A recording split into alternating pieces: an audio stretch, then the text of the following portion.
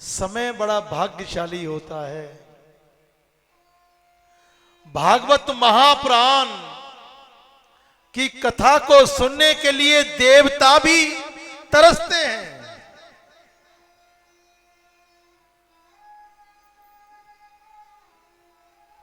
भगवान विष्णु इस जगत के पालनहार हैं। ये तीन शक्तियां महान हैं, ब्रह्मा विष्णु महेश। ब्रह्मा विष्णु महेश। और चौथी शक्ति कौन सी है? मां जगदंबा। ये मां शक्ति है, मां वैष्णो है, मां कालिका है, मां गौरी है। ये तीन शक्तियां ही ब्रह्मा विष्णु महेश इस संसार के पालनहार कौन है? भगवान विष्णु। इस संसार के सृष्टि कारक कौन है? ब्रह्मा जी। इस संसार के संहार करता कौन है? भगवान शिव।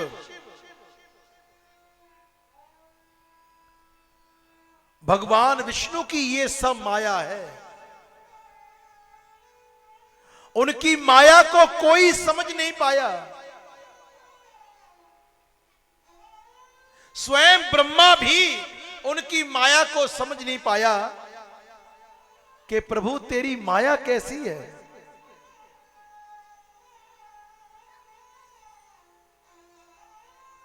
कि अगर तेरी कृपा हो जाए तो तू छप्पड़ फाड़ कर देता है, और जब तू लेने पर आता है तो चमड़ी भी उधेड़ लेता है।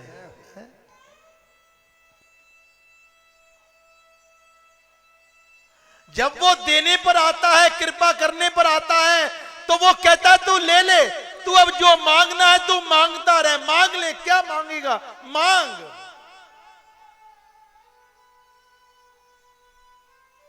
जब घर में इंसान के ऊपर खुशियां आती हैं तो वो खुशियों में इतना फंस जाता है कि वो हरि का नाम लेना भी भूल जाता है।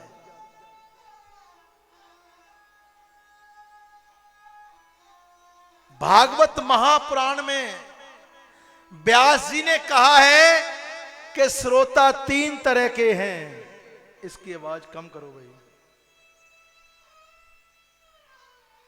और कम करो इसकी आवाज, और कम करो।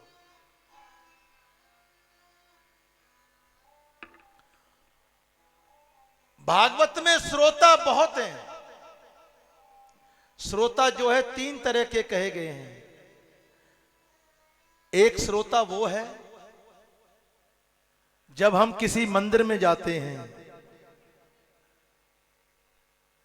किसी सत्संग में जाते हैं, भागवत महापुराण के पंडाल में बैठते हैं हम लोग।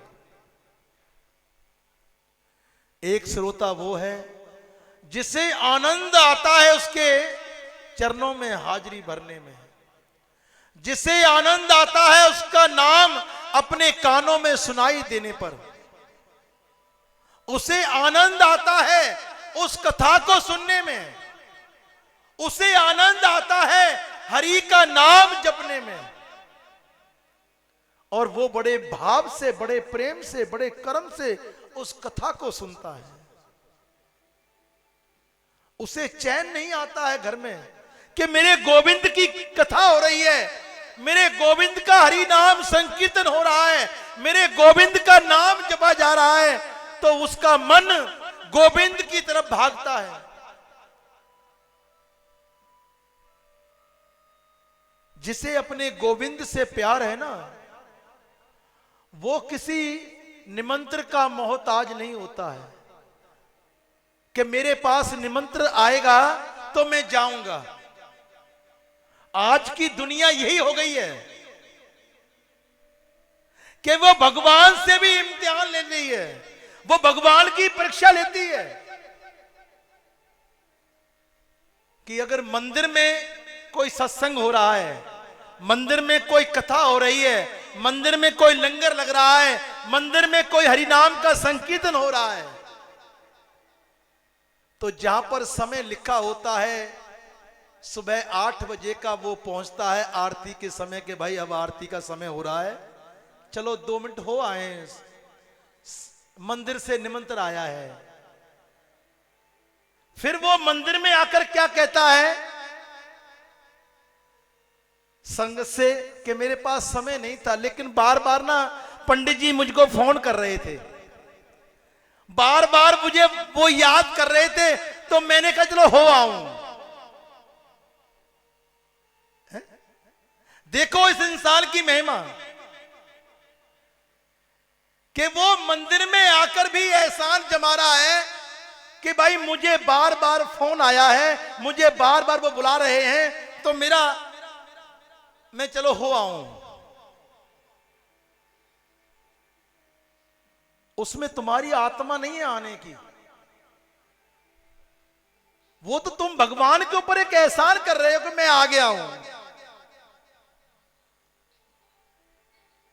कि हरि नाम सुनने के लिए तेरे पास समय नहीं है, संकीर्तन में जाने के लिए तेरे पास समय नहीं है, हरि कथा सुनने के लिए तेरे पास समय नहीं है, तेरे पास में गंगा बह रही है, उस गंगा में नहाने के लिए तेरे पास समय नहीं है। वारे इंसान, हरिद्वार के लोगों से जाकर कभी पूछना कि भाई आप तो बड़े महान हैं कि आपके पास गंगा बह रही है, हरि के नाम की गंगा बह रही है, तो वो लोग पता क्या कहते हैं,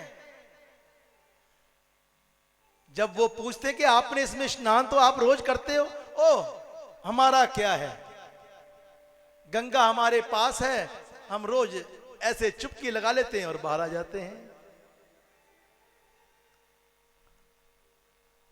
उनके मन में भाव नहीं है, लेकिन जो इंसान गंगा के किनारे अपने मन को लेके जाता है, अपने भाव को लेके जाता है, अपने तन को उसमें जाकर स्नान कराता है, जब उसके मन में भाव होता है तो उसके कई जन्मों के पाप नष्ट हो जाते हैं। एक बार कुंभ का मेला लगा था, ये सतयुग की बातें हैं। भगवान शिव और मां पार्वती रमन कर रहे थे, रमन करते करते वो कुंभ के मेले में पहुंच गए, तो संत ब्राह्मण ऋषि गंगा में स्नान करने के लिए भीड़ लगी हुई थी, स्नान कर रहे थे सब। मां गौरा ने कहा कि प्रभु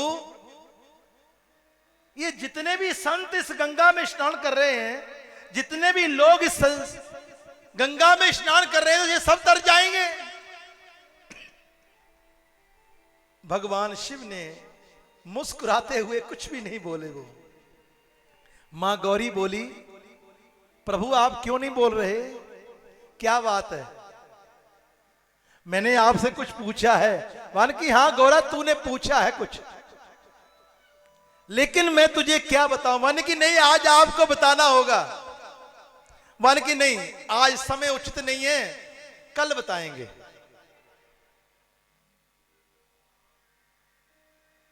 मान की नहीं प्रभु, इतनी दुनिया आ रही है, इतने लाखों संत ब्राह्मण इसमें आ रहे हैं नहाने के लिए, क्या ये सब तर जाएंगे। मान की ऐसा नहीं है, कल बताएंगे आपको।